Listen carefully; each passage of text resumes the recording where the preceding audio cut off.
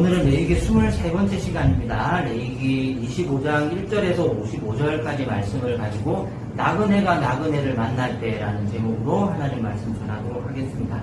1979년 3월 29일에 베이징 인민대회당에서 홍콩 총독 머리 맥클레우스가 덩샤오핑 앞에 앉았습니다. 그가 들고 간 것은 정치 문서가 아니라 땅 문서였습니다. 홍콩 땅의 대부분은 신계라는 지역이 차지하고 있었는데요. 영국이 중국에서 1898년 7월 1일부터 99년간 임차했던 땅입니다. 신계에서 땅을 사면 땅 문서 아래쪽에 날짜 하나가 찍혀서 나왔습니다. 계약서를 펴면 그 아래에 그 날짜가 적혀 있었습니다. 1997년 6월 27일 이 계약서 상의 땅 보증은 그 날짜까지만 유효하다는 법적 문서였습니다.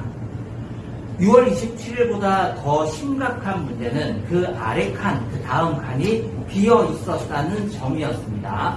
그날 이후 1997년 6월 27일 이후 이 땅이 누구 것이 되는지 거기에는 아무 이름도 서명도 들어있지 않았습니다. 홍콩은행이 돈을 빌려줄 수 있는 기간은 1997년 6월 27일까지였습니다. 그런데 집을 사는 사람이 갚아야 하는 기간은 30년이었습니다. 대출은 30년인데 담보로 잡은 땅의 수명이 18년 남았습니다. 여러분이 그때 홍콩에 사는 사람이라면 대출을 일으켜서 집을 사시겠습니까? 만약에 여러분이 은행 임원이라면 돈을 대출해 주실 수 있겠습니까? 계약서에 날짜는 적혀 있었습니다. 그런데 그 뒤는 비어 있었습니다. 1970년대가 되자 홍콩 자본시장에서 돈이 빠져나가기 시작합니다.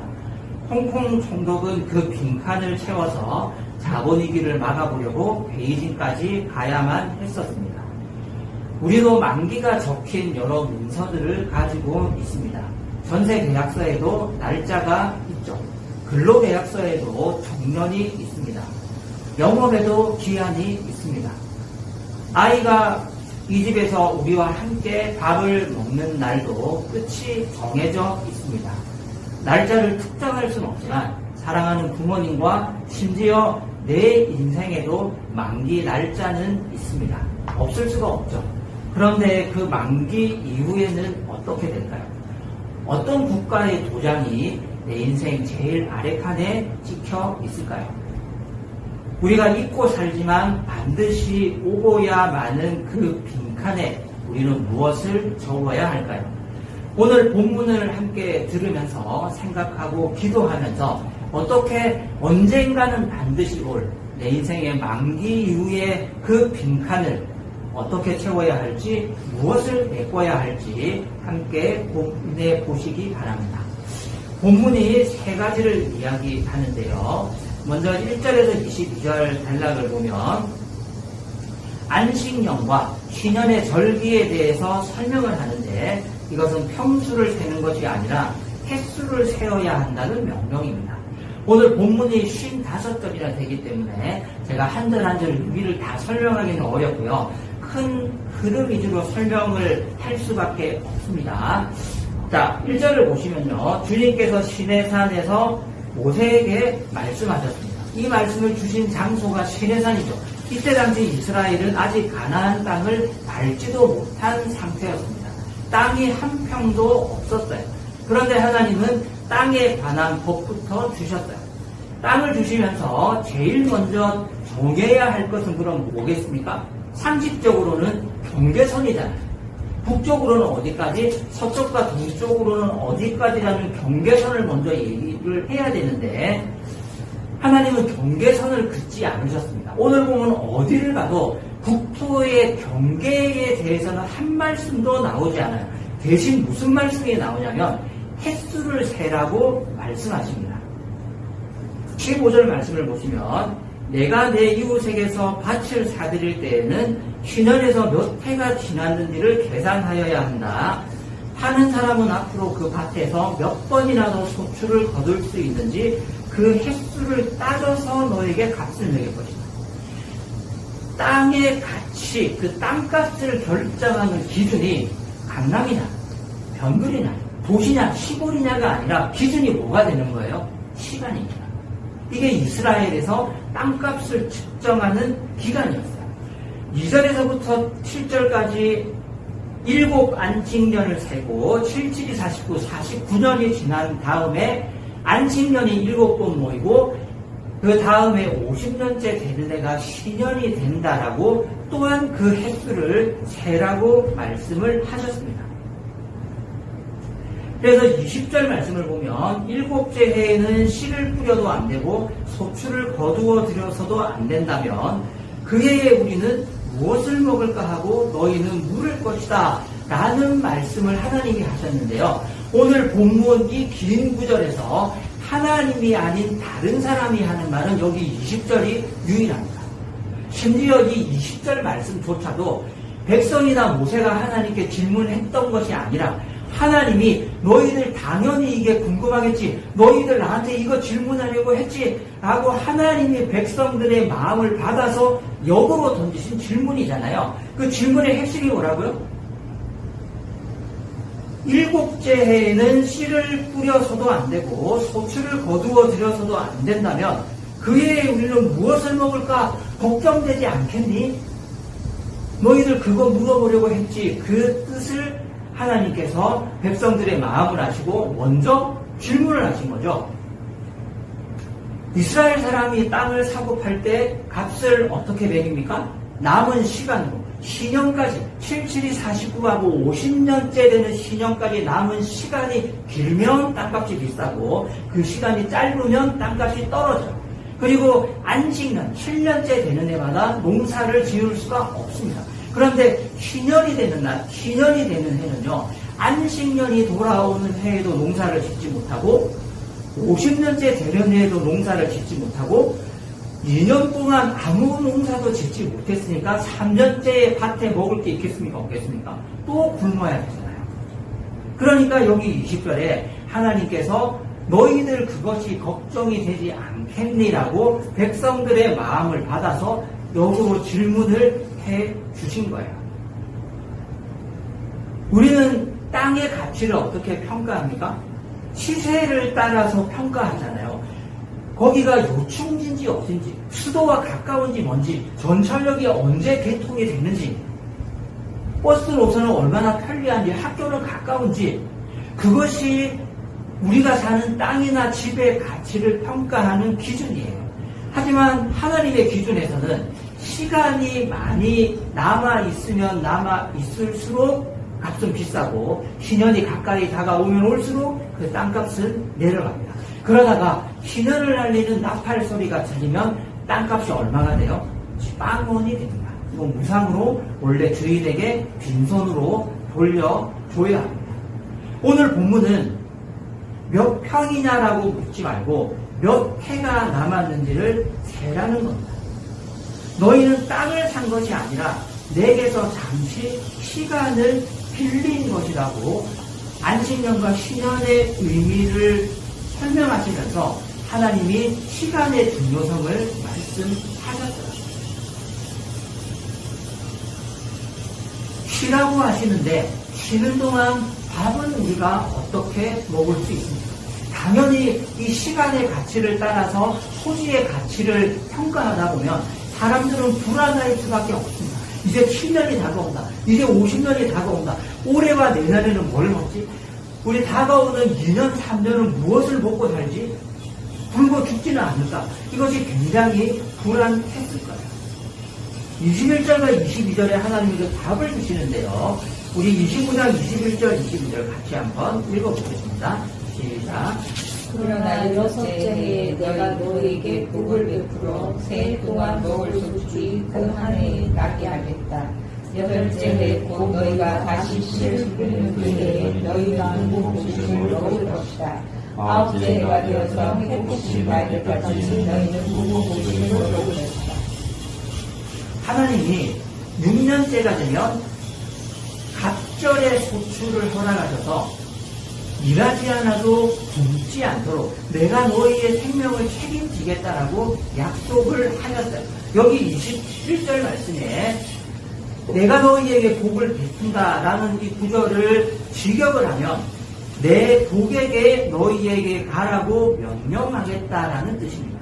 하나님이 백성들이 불안해하니까 내 복에게 너희에게 가라고 명령하겠다. 내가 너희를 책임지겠다라고 약속을 하신 거예요. 우리의 시간이 이렇게 흘러가면 우리의 미래에 답이 있을까요? 이렇게 나이를 먹어가면 답이 있겠습니까? 이렇게 내일이 되면 내 인생에 뭔가 큰 변화가 있을 수 있을까요? 우리의 시간에 6년이 되고 7년이 되고 8년이 돼서 먹을 것이 떨어질까봐 혹시 불안하지는 않으십니까? 하나님께서 몇 평이나 소유했는지, 돈을 얼마나 가졌는지, 얼마나 많은 업적을 이루었는지를 따지지 않고 우리에게 남은 시간이 얼마나 남아있는지, 우리에게 남은 시간 동안 하나님 앞에서 우리가 얼마나 사명대로 최선을 다해서 땀을 흘리며 씨를 뿌리며 열심히 살았는지를 가지고 우리 인생을 평가한다고 했을 때 우리 마음속이 불안한 거예요. 이렇게 살면 우리의 내일에, 내 인생의 내일에 복이 있을까? 이렇게 살면 나의 내일은 과연 괜찮은 걸까? 더 많은 땅을, 더 많은 평수를 내가 차지해야 되지는 않을까? 시간으로 과연 충분할까? 하는 불안감이 당연히 우리의 마음속에 있을 수밖에 없다는 겁니다. 하지만 하나님께서 3000년 전 이스라엘 백성에게나 오늘을 살아가는 우리에게나 동일하게 한 가지 약속해 주셨습니다. 내가 내 복에게 명령해서 너희에게 가게 하겠다라고 약속하신 겁니다. 하나님의 약속을 한번 믿어봅시다. 하나님이 우리의 시간에 복을 주시고 하나님의 복을 우리에게 보내겠다라고 약속하셨으니 하나님의 말씀대로 살아도 우리의 미래가 망하지 않는다는 것을 믿고 오늘을 살아가는 거예요. 나는 더 많은 평수를 받지 못했는데, 나는 더 많은 땅과 더 많은 재산을 차지하지 못했는데, 더 튼튼한 노후를 준비하고 설계하지 못했는데 이대로 가다가 내 인생은 무너져 내리는 게 아닐까라고 불안해하는 것이 아니라 나의 사명대로 살고 오늘을 최선을 다해서 남은 시간을 계산하면서 하나님께서 우리에게 주신 그 시간의 가치를 생각하며 하루하루 살아가면 내 복에게 명령해서 너에게 보내겠다라고 약속하신 그 하나님의 인도하심과 약속을 믿고 오늘을 살아보라는 거예요. 이것이 시내산에서 앞으로 들어가게 될 그 약속의 땅을 상상하는 이스라엘 모든 백성들에게 믿으라고 말씀하신 믿음의 명령입니다. 아직 우리가 가야 할 아직 남아있는 그 시간을 살아보지는 않았지만 우리의 믿음을 그 시간에 한번 투자해보지 않으시겠습니까? 나의 믿음을 내가 앞으로 살아가야 할 그 노년과 몸은 갈수록 점점 병들고 약해지고 피곤하고 힘들고 눈도 침침하고 할 수 있는 일들은 점점 줄어들겠지만 하나님이 그 시간에 복의 복을 더하겠다고 약속하셨으니까 그 복을 믿고 하나님의 사명을 따라서 한번 살아보자라는 거예요. 그것이 주님께서 우리에게 요구하시는 시간의 계산법이에요. 그런데 여기에 한 가지 문제가 있습니다. 왜 그렇게까지 해야 될까요?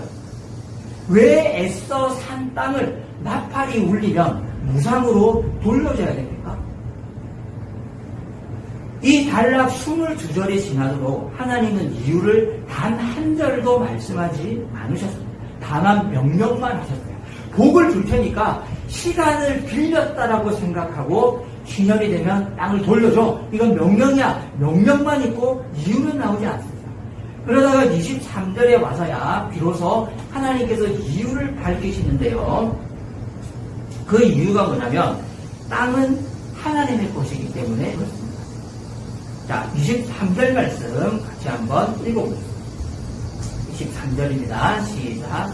땅을 아주 팔지는 못한다. 땅은 나의 것이다. 너희는 다만 나그네를 이며 나에게 와서 사는 임시 거주자입니다. 땅을 아주 팔지는 말라고 하십니다. 그리고 곧바로 그 이유를 붙여주시는데요. 땅은 원래 하나님의 소유이고, 그럼 우리는 뭔데요?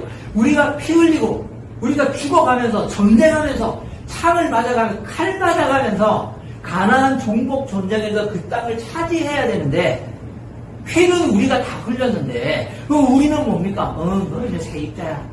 이게 하나님의 이유예요. 원래 그 땅은 온 땅은 다 나의 것이고 너희는 뭐라고요? 나그네이고 나에게 잠시 그 땅을 빌려서 사는 세입자라고 말씀하셨습니다. 너희는 나에게 몸붙여 사는 그 땅을 잠시 여행해서 지나가는 여행객에 불과하다라고 말씀하시는 거예요. 이스라엘이 앞으로 소유하게 될 땅은 자신들의 땅이 아닙니다. 그들에게 하나님이 말씀하십니다. 너희는 새들어 사는 사람이다. 홍콩 땅 문서의 빈칸이 비로소 여기에 채워지는 겁니다. 1997년 6월 27일 다음에 누가 주인인지 홍콩 사람들은 몰랐습니다. 그래서 불안했습니다. 이것이 중국에 다시 넘어갈지, 계속 영국에게 있을지, 계속 우리가 자본주의, 민주주의 방식으로 살아갈 수 있을지, 누가 이 땅의 주인을 될지 몰랐기 때문에 굉장히 불안하고 이민도 많이 갔지만 이스라엘 사람들은 이제 확실히 알게 됐습니다. 이 땅의 주인은 누구라고요? 하나님 한 분밖에 없습니다. 그리고 그 땅을 잠시 빌려서 사는 너희조차도 나의 것이다. 내가 이 땅과 너희의 주인이라고 하나님이 명백하게 말씀하셨습니다. 자, 그러면 가나안 땅에 들어가서 가난해져서 할 수 없이 유산으로 받은 땅을 팔 수밖에 없는 상황이 생겼어요. 그럼 이제 그 땅은 어떻게 됩니까? 신년이 돌아올 때까지 기다리거나 아니면 오늘 본문에 보시면 가까운 친척이 와서 그 땅을 대신해서 사서 땅을 판 사람에게 돌려주는 거예요. 이것을 땅을 묻는다라는 표현을 쓰는데요. 그런데 여기 예외가 하나 있어요. 자, 오늘 본문 29절 말씀 같이 한번 읽어볼까요? 시작. 안에 있는 집을 팔았을 때에는 아내는 언제든지 되돌려 살 수 있다. 집을 판 사람은 한 해 동안은 그것을 물을 수 있는 권리가 있다. 그런데 1년 안에 집이나 땅을 팔았다가 다시 되사지 못하게 되면 어떻게 될까요? 30절 말씀에 보시면 신년이 지나도 그 땅은 원래 주인에게 되돌려주지 않아도 괜찮습니다. 성 바깥에 있는 토지는 신년이 되면 무상으로 원래 주인에게 다시 다 돌아갑니다. 여기 왜 그럴까요? 성 안에 있는 토지, 각 마을마다 지역마다 성이 있을 거 아니에요? 성벽이 있고 도시적 안에 도시에 있는 땅과 집은요 1년 안에 팔았다가 다시 땅값을 지불하고 원래 주인이 되살 수 있어요. 돌려줘야 돼요. 근데 1년이 지나잖아요. 그럼 유효기간이 지났기 때문에 영원히 그 땅이나 집을 소유한 사람의 매수자의 소유가 돼버리는 거예요. 이 예외 조항은 왜 있는 걸까요? 이상하지 않습니까? 성경의 모든 토지와 집은 원래 주인에게 다 돌려줘야 되는 줄 알았는데 성 안에 있는 것은 신년법의 적용을 받지 않는 거예요. 성경을 어떻게 생각하냐면 성 바깥에 있는 토지나 집은요 생계수단으로 보는 겁니다. 성 바깥에서 사람들은 뭘 할까요? 농사를 짓죠. 그것은 생계수단입니다. 그 땅을 뺏기면 이 사람은 굶어 죽는 거예요. 하지만 성 안에 도시 안에 있는 사람들은 농사를 짓는 게 아니겠죠. 이 사람들은 뭘 먹고 살겠습니까? 장사를 하거나 수공업을 하거나 기술을 팔거나 아니면 관공서에 취직해서 공무원이 되거나 왕궁에서 일을 하거나 자기 노동력을 팔아서 월급을 받고 살아가겠죠. 이 사람에게 땅은 어떤 수단입니까? 생계수단이 아니에요. 그냥 집이고 그냥 땅입니다. 만약에 그 땅이 없어도 이 사람은 살 수 있습니다. 죽지 않는 거예요. 하나님은 그렇게 땅을 구별하셨습니다. 생명의 수단이 되는 것, 토지, 농지, 이것은요 절대로 그 주인에게 뺏을 수 없었습니다. 그 사람에게 그 땅을 뺏으면 신년이 몇 번이 돌아와도 이 사람은 그냥 죽는 거예요. 굶어 죽어요. 하지만 성벽 안에 도시에 사는 사람들은 농사를 원래 짓지 않았기 때문에 토지가 없어도 집이 없어도 그냥 직장에 출근해서 월급 받고 살면 되는 거예요. 생명과 직결되는 땅은 하나님이 생명의 주인이기 때문에 법으로 규정을 해서 다 돌려줍니다. 하지만 생계와 상관이 없는 토지는 1년의 유예기간이 지나게 되면 그 땅의 매수자에게 영원히 귀속돼요. 이것이 이스라엘의 법이었습니다. 이 예외 규정이 왜 있느냐면 어떤 일이 생겨도 아무리 우리의 인생이 쫄딱 망해도 내가 널 반드시 지켜준다. 내가 너의 생명은 반드시 지켜주신다라는 하나님의 약속이에요. 왜냐하면 이 땅의 주인도 하나님이시고 이스라엘 백성의 주인도 하나님이시기 때문에 주인이 책임지는 거예요. 여러분, 우리 시간의 주인이 누굽니까? 우리 생계의 주인이 누구예요? 우리 인생의 주인이 누굽니까? 남아있는 내 인생의 주인이 누구예요? 난데요. 왜 신앙이 없는 사람이죠? 우리 인생의 주인, 우리 생명의 주인이 하나님이시잖아요. 그러면 이 약속은 동일하게 우리에게도 주어지겠죠. 우리가 살고 있는 인생이, 우리가 살고 있는 토지가, 내가 소유하고 있는 재산들이 내 생명과 직결된 것이라면 무슨 일이 있어도 하나님이 그것을 책임지실 줄로 믿습니다. 그 사실을 믿는 것이 뭐예요? 믿음이에요. 마태복음 6장 23절에 예수님께서 이렇게 말씀하셨습니다. 공중의 새를 보아라. 씨를 뿌리지도 않고 거두지도 않고 곳간에 모아들이지도 않으나 너희의 하늘 아버지께서 그것들을 먹이신다. 이유가 뭐예요? 마지막 절에 이유가 있잖아요. 너희는 새보다 귀하지 않아. 너희는 하나님의 자녀이기 때문에, 하나님이 너희의 주인이기 때문에, 너희는 새보다 귀한 하나님의 소유이기 때문에 공중의 새도 먹이시고 씨를 뿌리지도 않고 거두지도 않고 곳간에 모아들이지도 않으나 너희의 하늘 아버지께서 모든 자연 만물을 먹이시는 것처럼 그것보다 훨씬 더 귀한 너희의 주인이신 하나님께서 너희의 생명을 왜 책임지시지 않겠느냐라고 이 신연의 믿음을 다시 한번 강조하셨습니다. 우리에게 바로 이 믿음이 있기를 바랍니다. 우리가 불안정한 시대를 살고 있습니다.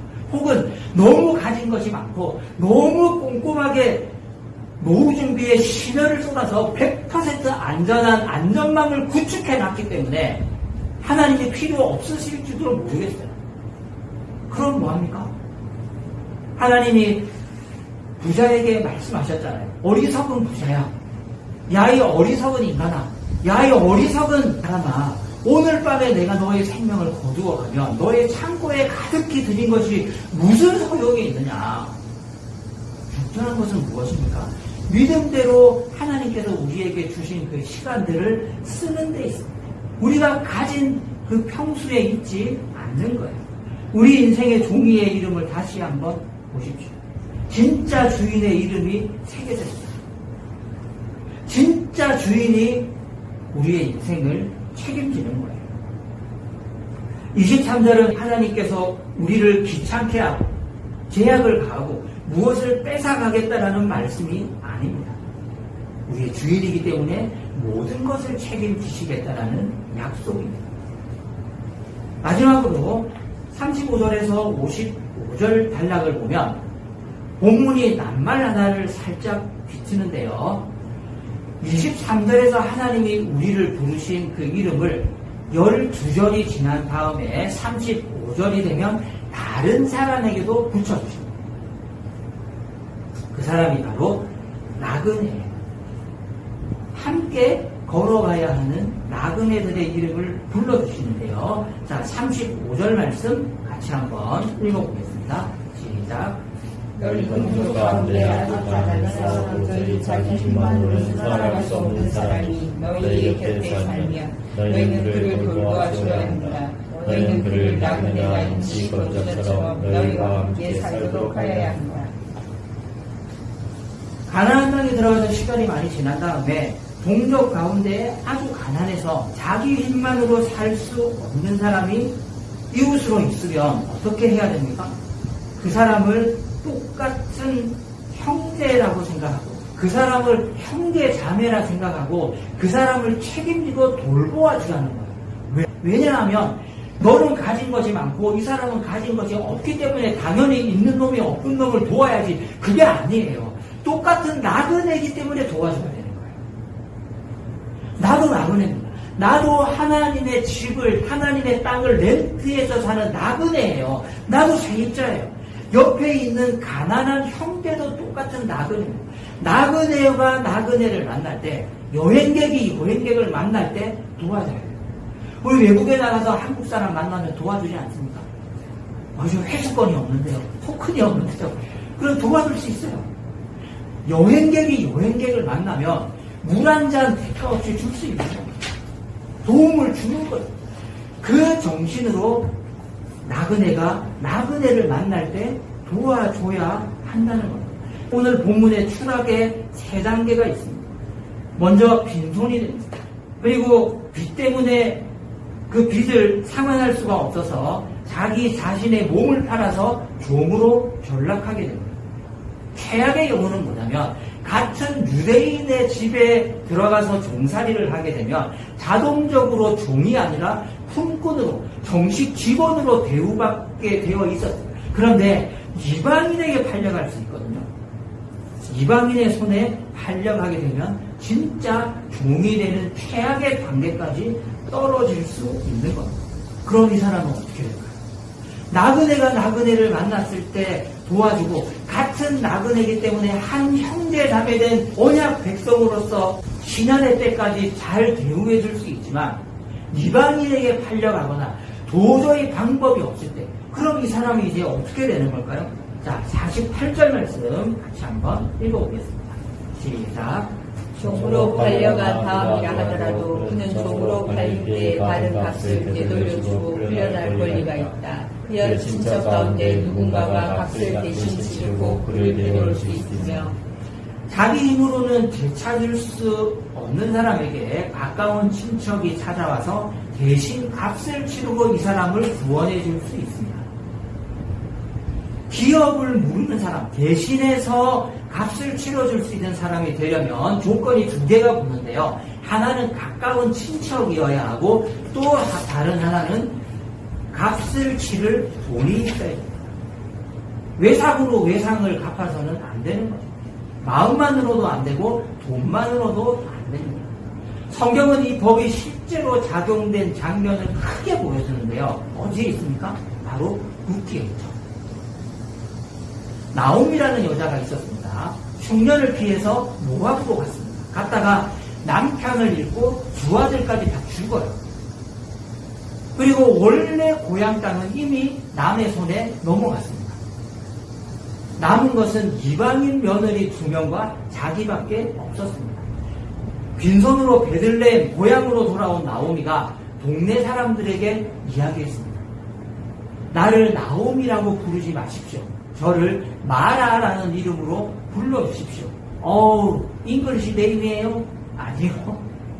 내 인생이 썩기 때문에 쓰다라는 뜻입니다. 이제부터 내 이름은 쓴물이라는 뜻을 가진 마라입니다. 라고 자기를 소개합니다. 레위기 25장 그대로였어요. 되살 수 있는 힘이 없었습니다. 남은 길은 딱 하나, 자기의 땅을 대신해서 사서 가족에게 돌려줄 사람이 나타나는 것을 기다리는 거예요. 그런데 룻기서 4장에 보면 그 자격을 가진 사람이 2명이 나옵니다. 더 가까운 친척이 이렇게 쓱 불러보더니 나는 하기 싫어. 나는 내 돈을 이런 데 쓰고 싶지 않아. 이게 돈 버리는 거야. 하고 기업 물을 자의 자격을 포기해버립니다. 그리고 이순이었던 보아스라는 남자가 그 땅을 사서 공짜로 자기 먼 친척이었던 쓰디쓴 인생을 살았던 나오미와 룻에게 돌려줍니다. 보아스는 그 계산을 안 한 게 아니었어요. 알면서도 이거 땅을 사서 돌려주면 나에게 돌아오는 것은 10원 하나도 없고 돈 버리는 거란 걸 알고 있었습니다. 알면서도 값을 치렀습니다. 자신의 재산이 줄어든다는 것을 알면서도 남의 빚과 남의 땅과 남의 과부까지도 다 해결을 해줬습니다. 그날 동네 여인들이 나오미에게 와서 이야기합니다. 오늘 당신에게 물을 자가 없게 하지 않으신 하나님을 찬송합니다. 그리고 그 보아스와 루스의 후손을 통해서 마태복음 1장에 예수 그리스도가 오시게 됩니다. 우리 가운데 스스로를 물을 수 있는 사람, 스스로를 구원해 줄 수 있는 사람은 아무도 없습니다. 내 인생이 어쩌다가 여기까지 왔을까? 이제 여기에서 끝이다 싶은 순간이 있습니다. 되돌리고 싶은데 다시 되돌릴 수 있는 기회와 힘과 시간조차 얼마 남지 않은 그 절망의 순간이 있습니다. 그것이 관계일 수도 있고 건강일 수도 있고 무너진 살림살이일 수도 있습니다. 우리도 나오미와 룻 같은 형편에 처할 수가 있습니다. 보아스로 상징되었던 예수 그리스도가 우리의 궁극적인 구원자가 되십니다. 예수님이 우리 가운데 오셔서 절망 가운데 있는 우리 한 사람 한 사람의 인생을 구원해 주실 줄로 믿습니다. 그것이 참된 구원입니다. 방법이 없어요. 시간도 없고 돈도 없고 건강도 없고 도저히 어떻게도 해볼 수 없는 절망적인 상황에 바로 우리의 보아스가 되신 우리의 구원자가 되신 예수 그리스도께서 우리의 인생에 찾아오셔서 우리의 절망 가운데 빛이 되시고 우리의 믿음이 되시고 우리의 구원자가 되어서 우리의 절망을 소망으로 바꾸어 주시고 구원해 주실 줄로 믿습니다. 우리 인생에는 만기가 적혀 있습니다. 아무도 그 날짜를 없앨 수 없습니다.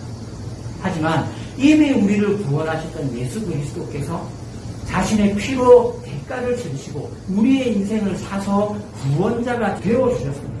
기업을 물을 자가 되어주셨습니다. 아무리 우리의 인생이 절망스럽고 아무리 내가 위기에 닥친 것 같아도 정말 내가 소망이 없는 것 같아도 예수 그리스도께서 우리의 소망이 되셔서 우리를 구원해 주시고 우리의 삶을 다시 회복시켜 주실 줄로 믿습니다. 불안감이 아니라 소망으로 우리의 만기를 기대하고 기다리면서 주님께서 우리를 불러주신 그 사명의 자리에서 남아있는 시간을 믿음을 사용하고 충성을 다해서 주님의 나라와 그분의 영광을 위해서 살아갈 수 있는 우리 모두가 될 수 있기를 바랍니다.